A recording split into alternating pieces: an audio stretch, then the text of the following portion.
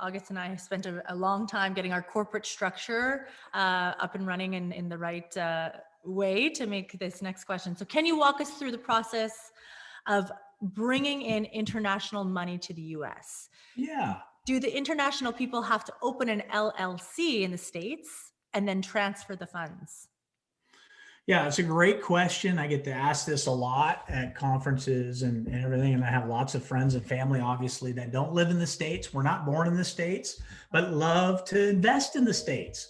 And the reality is Uncle Sam says, hey, the United States is open. It's open for investment.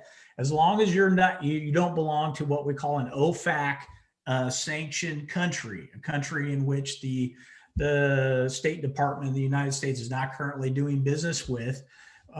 We welcome in foreign investment from individuals or entities that weren't either created here in the United States or individuals that weren't born here in the United States.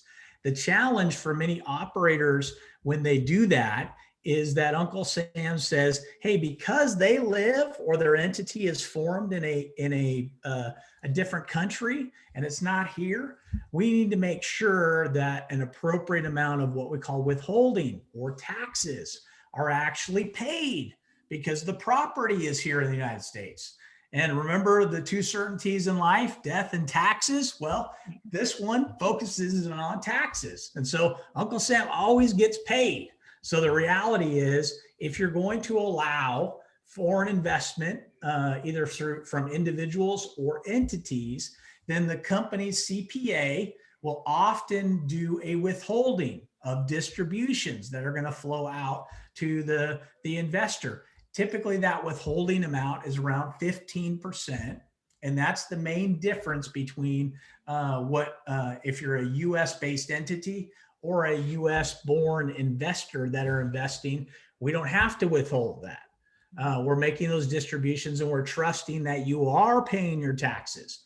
But if you're not from here, then the reality is Uncle Sam says, I don't really have jurisdiction or want to go over to Canada or the UK or Israel or China or wherever the investor might live at that particular moment and track them down and make them, they'll say, I'm going to force you as the operator to fulfill that obligation and to make those withholdings. So you'll see some operators, as a result, will tell investors who are not born in this country or have entities that were formed in this country that you should form a limited liability company and invest through your limited liability company into the opportunity.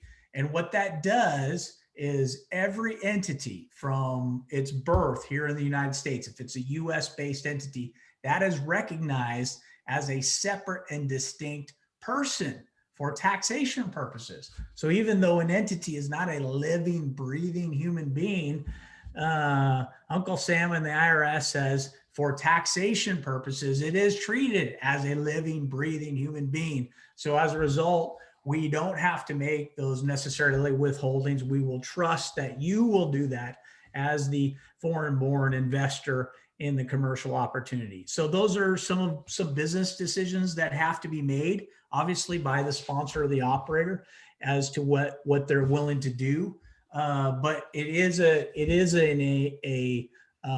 interesting issue, certainly as it relates to people that want to invest, whether they're okay with the withholding or whether they want to try to avoid that.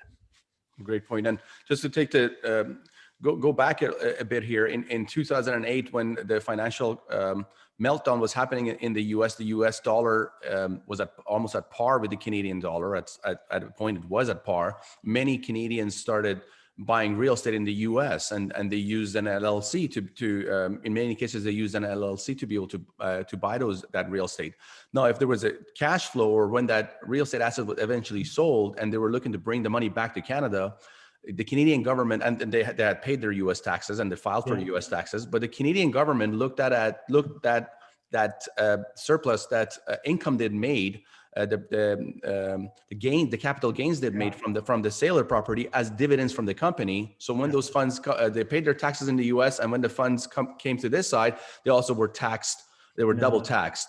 That's an issue that exists. So many operators in the U.S. they're more than happy to accept a foreign investment as long as it's being invested through an LLC that makes it all compliant and okay. But the issue with international investors is that when those funds eventually, now if you're planning to keep your money in the US forever, if you're planning to move to the US or immigrate to the US, that's totally fine.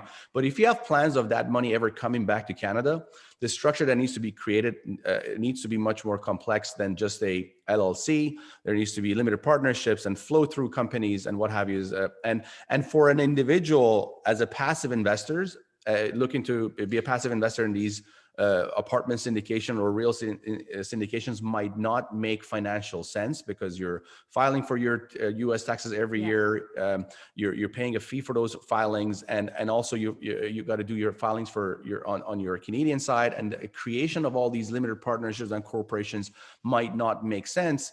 And that's the pain point that our company solves is we not only we have our own internal deals, we also partner with active operators in the US who might not be very good at raising capital. So we come on board as the lead syndicator, bringing the majority of the capital needed, and also relieve the pain point for our investors to invest into these investment vehicles and be relieved from double taxation dollar for dollar after filing and paying their U.S. taxes on the income. So exactly. I hope that was helpful for you. I always tell people through a web of corporations and limited partnerships, we are able to relieve our fellow Canadians from double taxation, and they still get to reap the benefits of investing into these alternative investments that are in the U.S.